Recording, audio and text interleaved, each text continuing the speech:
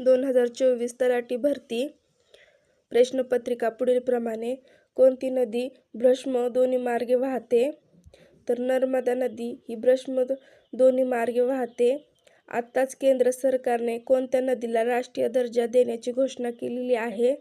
तर गंगा नदीला राष्ट्रीय नदी दर्जा देण्याची घोषणा केंद्र सरकारने केलेली आहे. प्रायद्वीपीय भारतीय सर्वात मोठी नदी कोणती आहे? तर गोदावरी ही प्रायद्वीपीय भारतातील सर्वात मोठी नदी आहे. भारतात वाहण्याच्या अंतरानुसार सर्वात लांब नदी कोणती? तर गंगा नदी ही सर्वात लांब नदी आहे. पंजाबच्या निर्मितीला सर्वात महत्त्वाची नदी कोणती? तर सिंधू नदी ही पंजाबच्या निर्मितीला सर्वात महत्त्वाची नदी आहे. कोणती नदी पश्चिमेला वाहते आणि अरबी समुद्राला मिळते?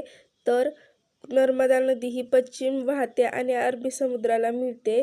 कावेरी जलविवाद कोणत्या राज्यांमध्ये आहे? तर कर्नाटक आणि तमिळनाडू राज्यामध्ये कावेरी जलविभाग आहे.